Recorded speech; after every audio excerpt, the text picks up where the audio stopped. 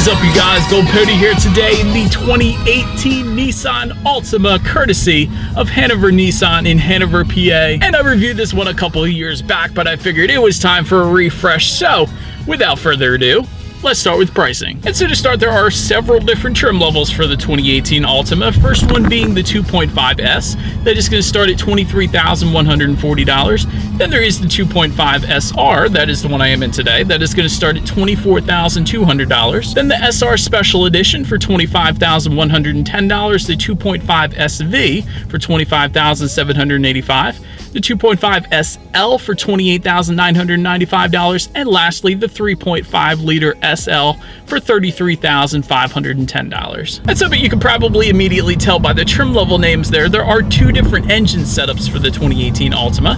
First one being the 2.5 liter naturally aspirated 4-cylinder engine, putting out 179 horsepower at 6,000 RPM and 177 pound-feet of torque, available at 4,000 RPM. Power is going to be sent to the front wheels through an Xtronic CVT transmission with paddle shifters for the SR trim levels and the 3.5 liter setup.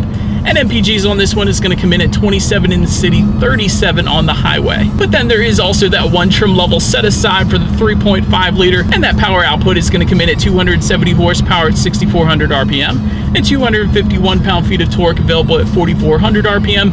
Power again is going to be sent to the front wheels through a CVT with paddle shifters, and MPGs for that one come in at 22 in the city, 32 on the highway. And so, but like I just said, I do have the 2.5 liter engine set up today, so I think you guys know what time it is. Let's do a quick little acceleration in this one and see how quickly we can get the new 2018 Altima here up to speed.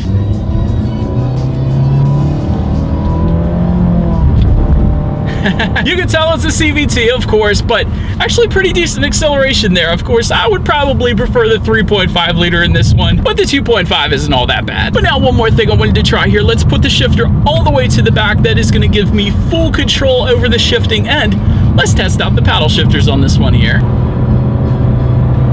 Alright, so the paddle shifters do react quite quickly. Kind of was hoping for the magnesium paddle shifters found on the GTR, of course, but although the Altima does come with plastic paddle shifters, they do react quite quickly, so I am very impressed there. But so now, what some of you guys are probably wondering watching this video is, what is new for the 2018 Altima? And so, to start, there is a $240 higher price tag for the 2018 compared to the 2017, and that is due in part because there are plenty of new standard safety features for the 2018 Altima, including automatic emergency braking and forward collision warning as well. So again, that is going to be available on every single trim level of the 2018 Altima. But so I guess to tie in with those new safety features, when it comes to braking, up front there are 11.7-inch vented discs, in the back 11.5 inches, and I will say, having to come to a few stops already, the braking feel is very nice on this one. I don't feel like I really have to pound the brakes to get this thing to stop like some other vehicles I review, so definitely nice there. And when it comes to the suspension and ride quality on this one, the ride quality is quite nice actually.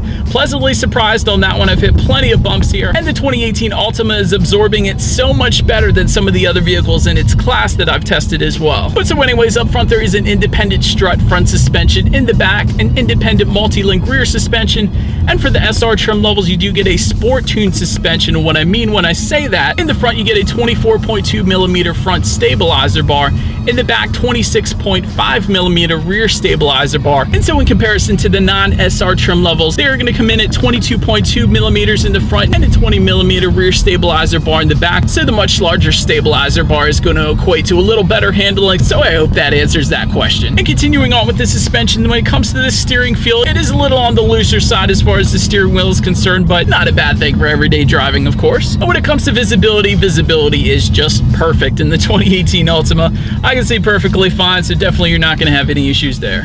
And so up front there are projector beam halogen headlights with the automatic feature that comes standard, meaning when it starts to get dark out, those headlights will turn on automatically for you, so you don't have to worry about that. The 3.5 liter is actually going to come with LED headlights if you were interested, and fog lights are going to come standard on all trims but the S trim level. And the housings up there are going to differ slightly, again depending on the trim level.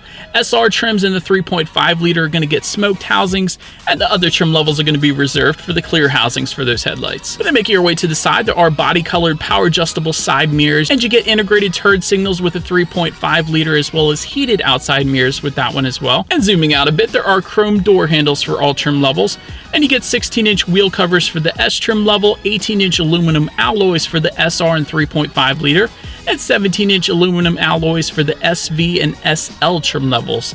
But then make our way to the back, there are smoke taillight housings for the SR and 3.5 liter. There is that rear spoiler, which you are looking at right now for the SR trim levels. Definitely looks very nice on the Altima, in my opinion, back there. And just below it all, dual exhaust outlets with chrome tips for every single trim level. So as always, you guys, here is that exhaust clip.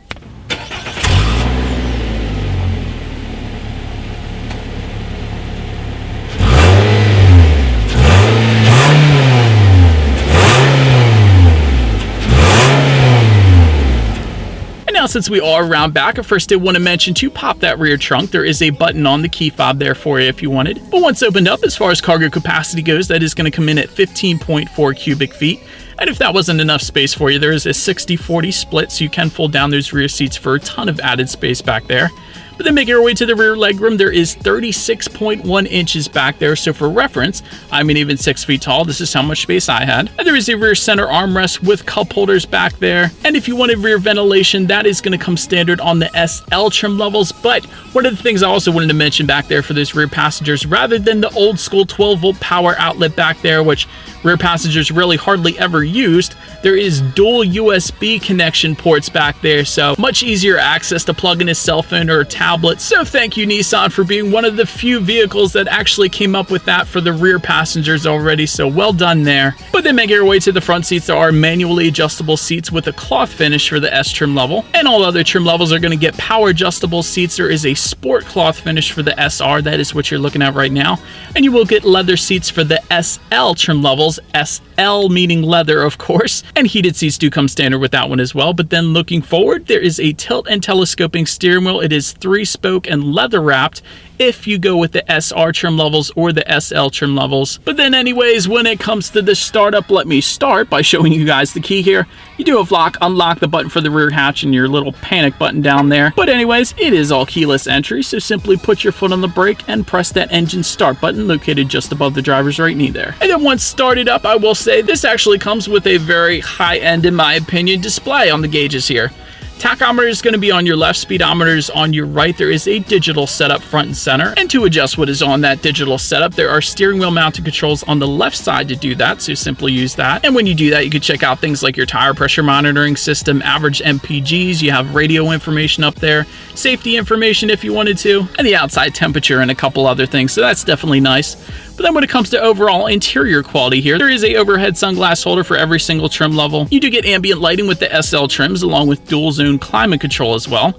And if you go with a 3.5 liter, you do get a power moonroof that comes standard. And by the way, that is actually optional on the 2.5 SV and 2.5 SL if you were interested. And on the sport trim I have today, Nissan has added a carbon fiber look, although it is not authentic carbon fiber, but definitely a nice trim design though, just above the glove box as well as around the shifter as well. But then moving on to the tech, standard setup is going to be a 5-inch display screen. 3.5 liter setup is going to give you the 7-inch display screen. And then with that 3.5 liter, you do get Android Auto and Apple CarPlay, which by the way is optional on the SR, 2.5 SL, and SV trim levels if you're interested. All trims though are going to give you Bluetooth and audio streaming. And when it comes to the sound system, all trims but the SL are going to give you a 6-speaker sound system.